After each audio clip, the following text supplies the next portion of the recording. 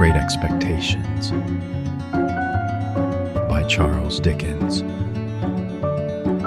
Chapter 1. My father's family name being Pirrip and my Christian name Philip, my infant tongue could make of both names nothing longer or more explicit than Pip.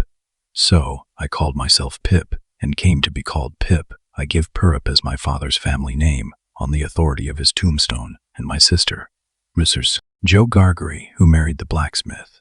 As I never saw my father or my mother, and never saw any likeness of either of them, for their days were long before the days of photographs, my first fancies regarding what they were like were unreasonably derived from their tombstones. The shape of the letters on my father's gave me an odd idea that he was a square, stout, dark man with curly black hair. From the character and turn of the inscription, also Georgiana, wife of the above, I drew a childish conclusion that my mother was freckled and sickly. To 5 little stone lozenges, each about 1.5 feet long, which were arranged in a neat row beside their grave, and were sacred to the memory of 5 little brothers of mine, who gave up trying to get a living exceedingly early in that universal struggle. I am indebted for a belief I religiously entertained that they had all been born on their backs with their hands in their trousers pockets, and had never taken them out in this state of existence. Ours was the marsh country down by the river within, as the river wound 20 miles of the sea.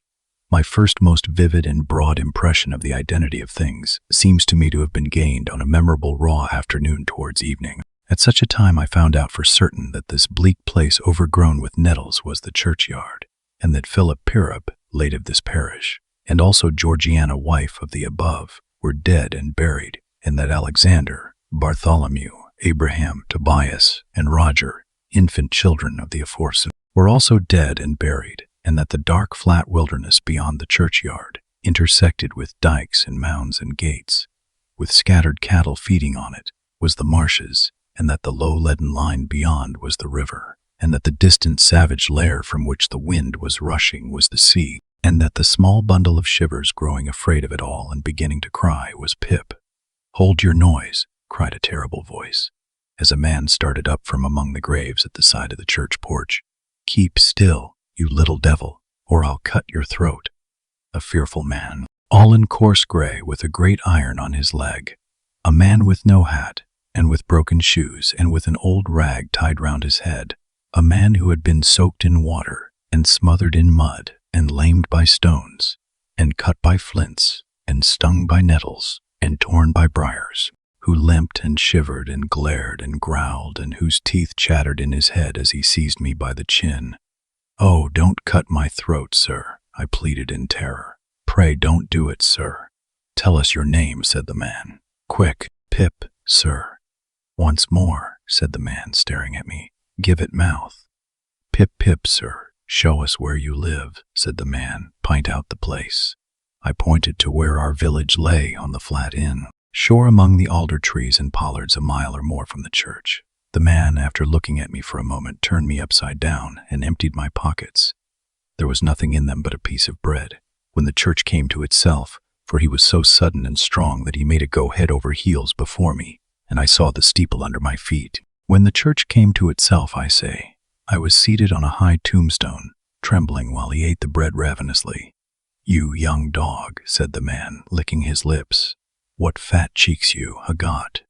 I believe they were fat, though I was at that time undersized for my years, and not strong. "Darn me if I couldn't eat 'em," said the man with a threatening shake of his head, "and if I hadn't half a mind tot." I earnestly expressed my hope that he wouldn't, and held tighter to the tombstone on which he had put me, partly to keep myself upon it, partly to keep myself from crying. "Now look ye here," said the man. "Where's your mother?" "There, sir," said I. He started, made a short run, and stopped and looked over his shoulder. "There, sir," I timidly explained. "Also Georgiana, that's my mother." "Oh," said he, coming back, "and is that your father a longer your mother?" "Yes, sir," said I. "Him too, late of this parish." "Huh," he muttered then, considering. "Who do you live with? Supposin' you're kindly let to live, which I have not made up my mind about." "My sister, sir, Mrs. Joe Gargery, wife of Joe Gargery, the blacksmith, sir." "Blacksmith, eh?" said he, and looked down at his leg. After darkly looking at his leg and me several times, he came closer to my tombstone, took me by both arms and tilted me back as far as he could hold me, so that his eyes looked most powerfully down into mine, and mine looked most helplessly up into his. "Now look ye here," he said, "the question being whether you're to be let to live. You know what a file is?" "Yes, sir." "And you know what whittles is?" "Yes, sir." "And you know what whittles is?" "Yes, sir." After each question he tilted me over a little more, so as to give me a greater sense of helplessness and danger. "You get me a file." He tilted me again. "And you get me whittles." He tilted me again. "You bring 'em both to me." He tilted me again. "You bring 'em both to me." He tilted me again.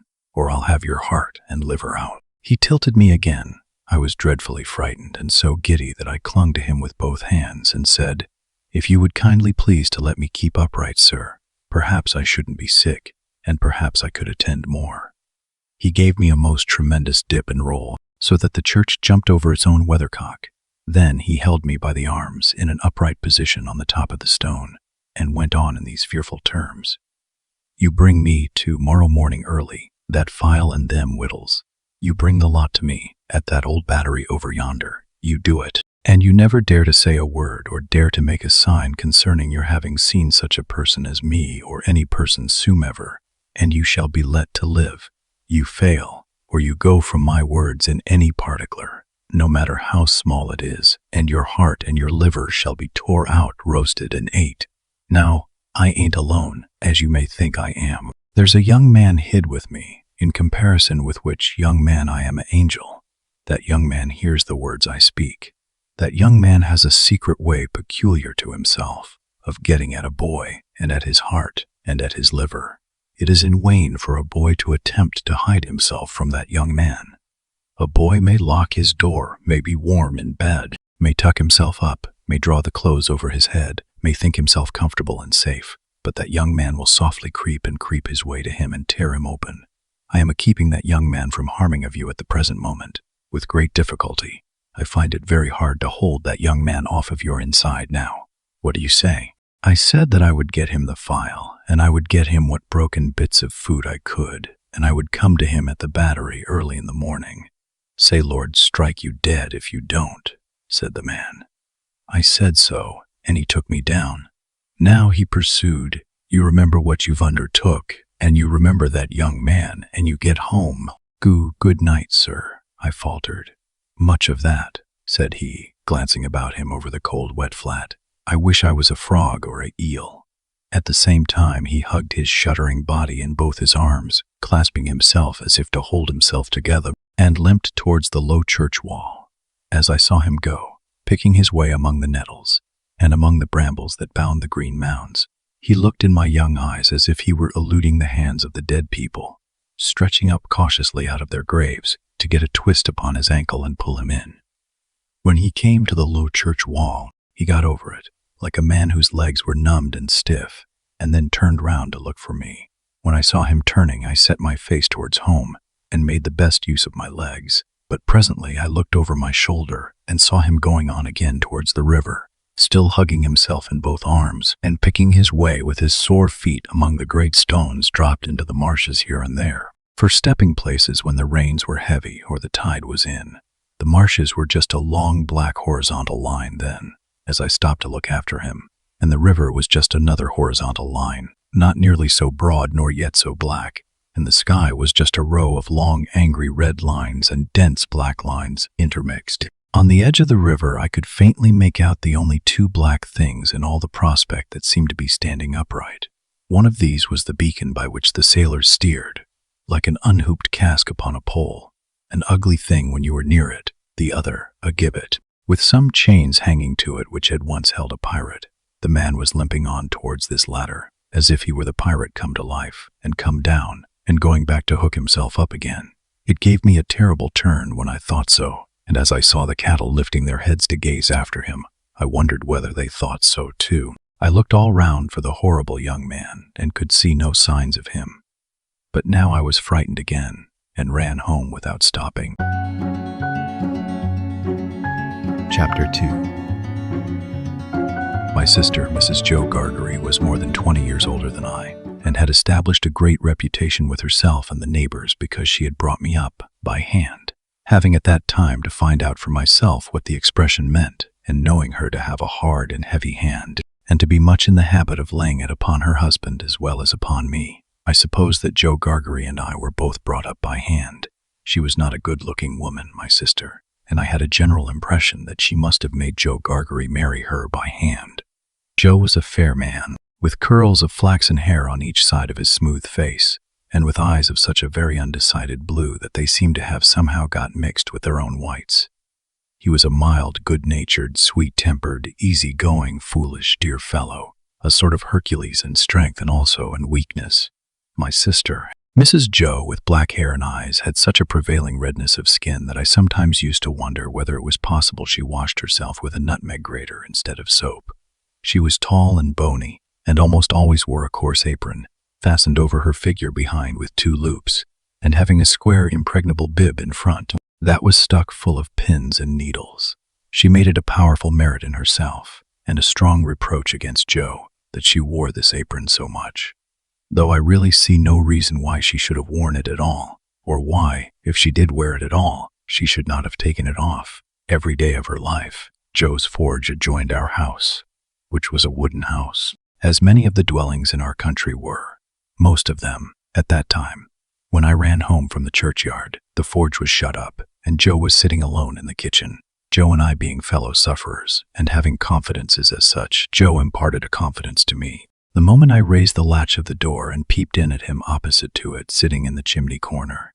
"Mrs. Joe has been out a dozen times looking for you, Pip, and she's out now making it a baker's dozen." "Is she?" "Yes, Pip," said Joe, "and what's worse, she's got Tickler with her." At this dismal intelligence, I twisted the only button on my waistcoat round and looked in great depression at the fire. Tickler was a wax-ended piece of cane worn smooth by collision with my tickled frame. "She sat down," said Joe, "and she got up, and she made a grab at Tickler, and she rampaged out." "That's what she did," said Joe, slowly clearing the fire between the lower bars with the poker and looking at it. "She rampaged out, Pip. Has she been gone long, Joe?" I always treated him as a larger species of child, and as no more than my equal.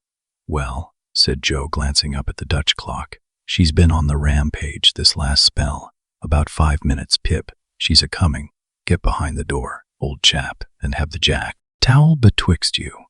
I took the advice, my sister, Mrs. Joe, throwing the door wide open, and finding an obstruction behind it, immediately divined the cause, and applied Tickler to its further investigation. She concluded by throwing me.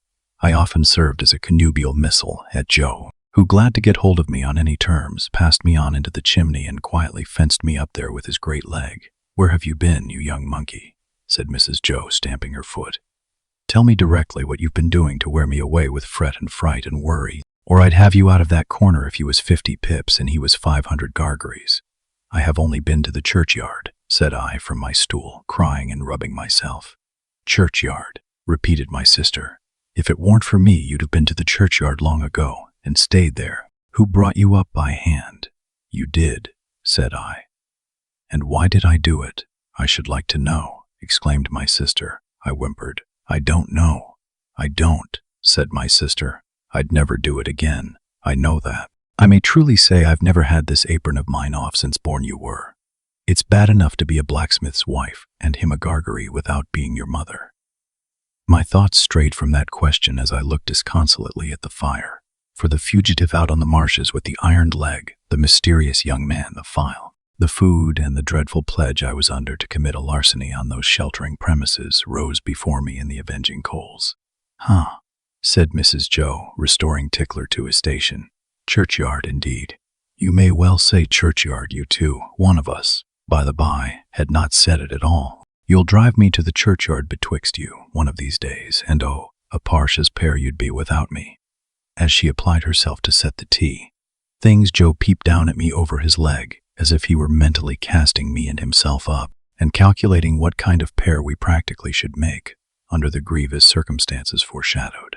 After that, he sat feeling his right side flaxen curls and whisker, and following Mrs. Joe about with his blue eyes, as his manner always was at squally times. My sister had a trenchant way of cutting our bread and butter for us that never varied. First, with her left hand, she jammed the loaf hard and fast against her bib, where it sometimes got a pin into it and sometimes a needle, which we afterwards got into our mouths. Then she took some butter, not too much, on a knife and spread it on the loaf in an apothecary kind of way, as if she were making a plaster, using both sides of the knife with a slapping dexterity and trimming and molding the butter off round the crust. Then she gave the knife a final smart wipe on the edge of the plaster, and then sawed a very thick round off the loaf, which she finally, before separating from the loaf, hewed into 2 halves, of which Joe got one and I the other. On the present occasion, though I was hungry, I dared not eat my slice. I felt that I must have something in reserve for my dreadful acquaintance, and his ally, the still more dreadful young man. I knew Mrs. Joe's housekeeping to be of the strictest kind, and that my larcenous researches might find nothing available in the safe. Therefore I resolved to put my hunk of bread and butter down the leg of my trousers. The effort of resolution necessary to the achievement of this purpose I found to be quite awful. It was as if I had to make up my mind to leap from the top of a high house, or plunge into a great depth of water, and it was made the more difficult by the unconscious Joe, in our already mentioned Freemasonry as fellow sufferers, and in his good-natured companionship with me. It was our evening habit to compare the way we bit through our slices, by silently holding them up to each other's admiration now and then, which stimulated us to new exertions. Tonight, Joe several times invited me, by the display of his fast diminishing slice, to enter upon our usual friendly competition, but he found me, each time, with my yellow mug of tea on one knee, and my untouched bread and butter on the other. At last, I desperately considered that the thing I contemplated must be done, and that it had best be done in the least improbable manner consistent with the circumstances. I took advantage of a moment when Joe had just looked at me, and got my bread and butter down my leg. Joe was evidently made uncomfortable by what he supposed to be my loss of appetite, and took a thoughtful bite out of his slice, which he didn't seem to enjoy. He turned it about in his mouth much longer than usual, pondering over it a good deal, and after all gulped it down like a pill. He was about to take another bite, and had just got his head on one side for a good purchase on it, when his eye fell on me, and he saw that my bread and butter was gone. The wonder and consternation with which Joe stopped on the threshold of his bite and stared at me were too evident to escape my sister's observation. "What's the matter now?" said she, smartly, as she put down her cup. "I say, you know," muttered Joe, shaking his head at me in very serious remonstrance. "Pip, old chap, you'll do yourself a mischief. It'll stick somewhere. You can't have chawed it, Pip." "What's the matter now?" repeated my sister, more sharply than before. "If you can cough any trifle on it up, Pip, I'd recommend you to do it," said Joe, all aghast. "Manners is manners, but still your 'ealth's your 'ealth." By this time, my sister was quite desperate, so she pounced on Joe, and, taking him by the 2 whiskers, knocked his head for a little while against the wall behind him, while I sat in the corner looking guiltily on. "Now, perhaps you'll mention what's the matter," said my sister, out of breath. "You staring great stuck pig." Joe looked at her in a helpless way, then took a helpless bite, and looked at me again. "You know, Pip," said Joe solemnly, with his last bite in his cheek and speaking in a confidential voice, as if we two were quite alone, "you and me is always friends, and I'd be the last to tell upon you any time. But such a—" he moved his chair and looked about the floor between us, and then again at me. "Such a most uncommon bolt as that. Been bolting his food, has he?"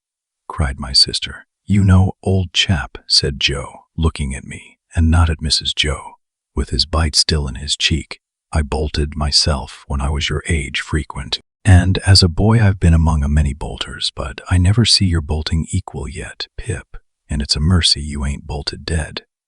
My sister made a dive at me and fished me up by the hair, saying nothing more than the awful words, "You come along and be dosed." Some medical beast had revived tar water in those days as a fine medicine, and Mrs. Joe always kept a supply of it in the cupboard, having a belief in its virtues correspondent to its nastiness.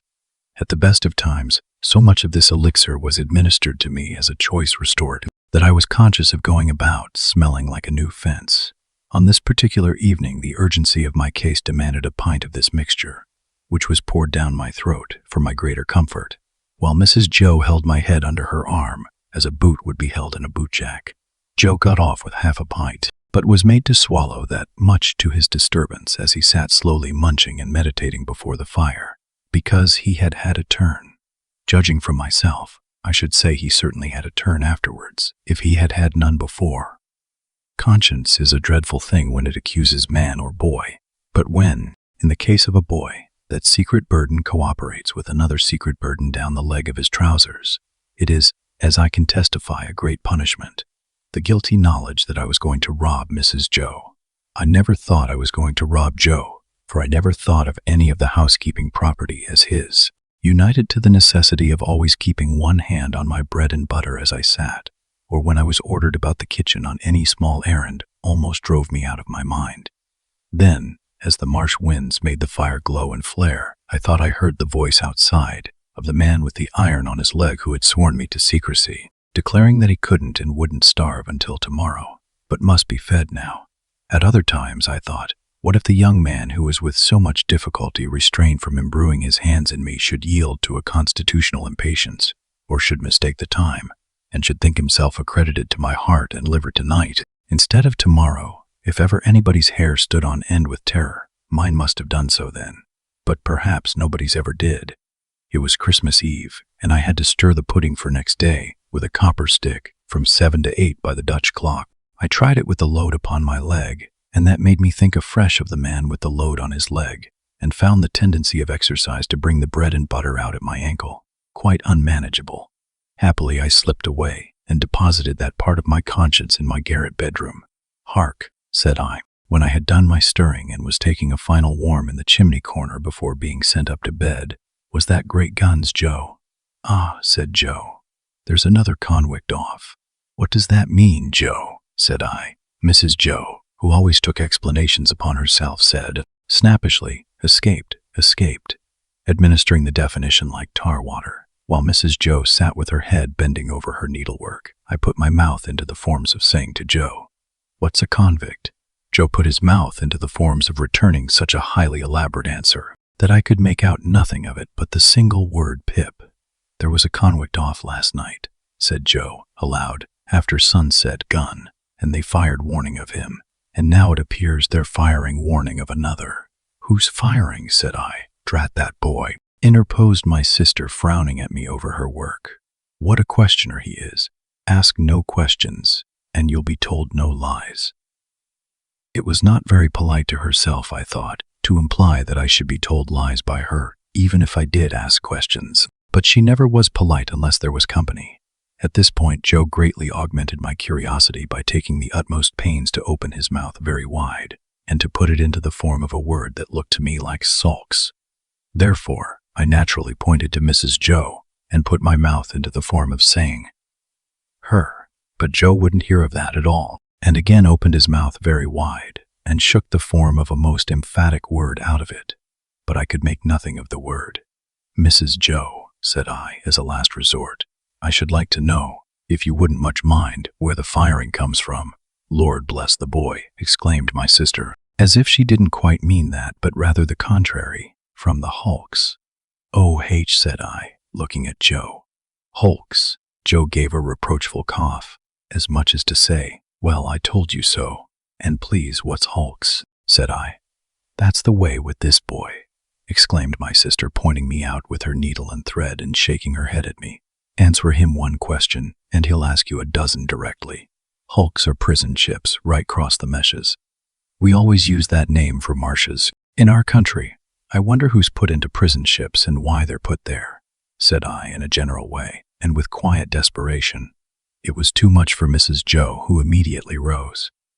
"I tell you what, young fellow," said she, "I didn't bring you up by hand to badger people's lives out. It would be blame to me and not praise. If I had, people are put in the hulks because they murder, and because they rob, and forge, and do all sorts of bad, and they always begin by asking questions. Now, you get along to bed." I was never allowed a candle to light me to bed, and as I went upstairs in the dark, with my head tingling from Mrs. Joe's thimble having played the tambourine upon it to accompany her last words, I felt fearfully sensible of the great convenience that the hulks were handy for me. I was clearly on my way there. I had begun by asking questions, and I was going to rob Mrs. Joe. Since that time, which is far enough away now, I have often thought that few people know what secrecy there is in the young under terror, no matter how unreasonable the terror, so that it be terror. I was in mortal terror of the young man who wanted my heart and liver. I was in mortal terror of my interlocutor with the iron leg. I was in mortal terror of myself, from whom an awful promise had been extracted. I had no hope of deliverance through my all-powerful sister, who repulsed me at every turn. I am afraid to think of what I might have done on requirement, in the secrecy of my terror. If I slept at all that night, it was only to imagine myself drifting down the river on a strong spring tide, to the hulks, a ghostly pirate calling out to me through a speaking trumpet, as I passed the gibbet station, that I had better come ashore and be hanged there at once, and not put it off. I was afraid to sleep, even if I had been inclined, for I knew that at the first faint dawn of morning I must rob the pantry. There was no doing it in the night, for there was no getting a light by easy friction then. To have got one, I must have struck it out of flint and steel, and have made a noise like the very pirate himself rattling his chains.